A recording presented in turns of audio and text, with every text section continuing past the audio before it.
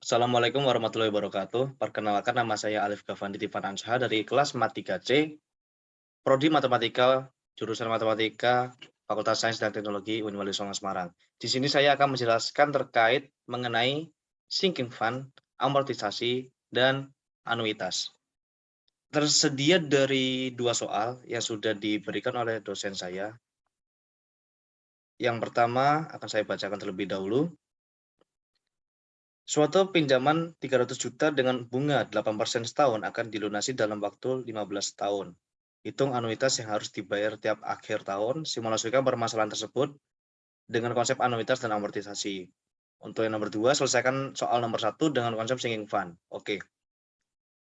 Di sini ada penjelasan tambahan terkait selesaikan soal-soal berikut menggunakan software MATLAB, Scilab, atau R. Saya akan menggunakan aplikasi MATLAB 2013 versi ke-25. Saya share screen terlebih dahulu ya. Baik, sudah saya tampilkan mengenai script yang saya buat, akan saya jelaskan secara singkat. Di sini saya menggunakan while, switch case, dan for. Untuk while sendiri kita gunakan sebagai secara keseluruhan bagaimana kita menggunakan anuitas, amortisasi, dan sinking fund. Yang pertama, saya inputkan seperti biasa, yang pertama yaitu nama saya sendiri, dan di display yang pertama dan kedua, saya menggunakan anuitas dan amortisasi, sedangkan yang kedua sinking fund. Kenapa saya pisahkan? Karena di soal nomor 1 dijelaskan mengenai anuitas dan amortisasi.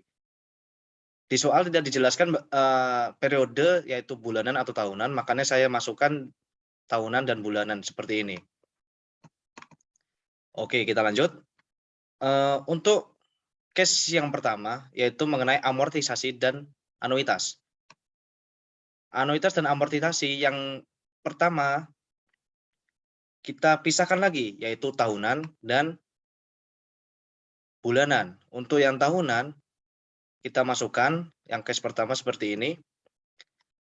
A itu sebagai input, masukkan nilai awal, I sebagai suku bunga, dan N sebagai jumlah periode tahunan.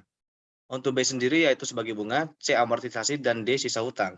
Baik, untuk rumusnya for J sama dengan I titik 2N, B A kali I, C sama dengan R min B, D A min C.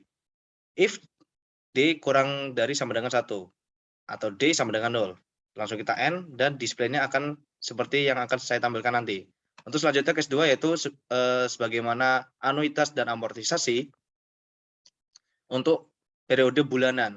Sama halnya dengan yang periode tahunan, cuman kita akan hitung sebagaimana bunga tersebut akan dibagi sebagai bunga bulanan, dan periode akan kita kali selama jumlah bulan yang akan dibayar, seperti itu. Dan kita lanjut lagi. Nah, di sini kenapa kita menggunakan otherwise? Karena di display pilihan Anda dapat dilanjutkan apabila Anda memilih case nomor 3, 4, dan seterusnya, karena di script yang saya buat tadi tidak saya jelaskan, seperti itu. Kita lanjut ke case 2, yaitu mengenai sinking fund. Sinking fund sendiri di sini kita gunakan sama halnya dengan amortisasi dan anuitas. Yang pertama itu sinking fund dalam periode tahunan dan sinking fund dalam periode bulanan. Bisa Anda lihat seperti ini script-nya. Saya lanjut dulu. Untuk case yang pertama, kita menggunakan sinking fund yang tahunan. Script-nya sebagai berikut. Case 1, display sinking fund tahunan. A, input kita masukkan nilai awal seperti biasa. I, kita masukkan suku bunga, N, dan jumlah periode. Rumusnya sebagai berikut. A kali I per 1 plus I pangkat N min 1. Nanti akan muncul apabila kita masukkan 6 to STR R2 hasil sinking fund dalam bentuk periode tahunan. Untuk case yang kedua, kita juga sama halnya dengan sinking fund yang tahunan.